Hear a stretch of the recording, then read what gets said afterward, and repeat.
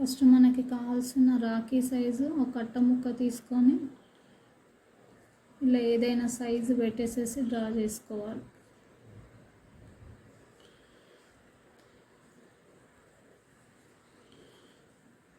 తర్వాత red colour క్లాత్ని మనకి అవసరం ఉన్నంత సైజులో ఇలా రౌండ్ అప్గా కట్ చేసుకోవాలి.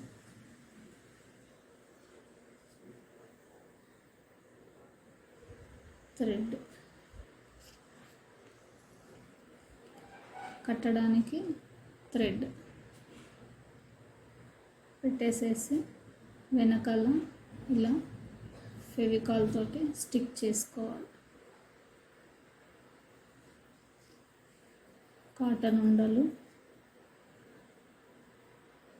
రెడ్ కలర్ క్లాత్ మీద ఒక్కొక్కటిగా ఫెవికాల్ తోటి ఇలా పెట్టేసేసుకోవాలి.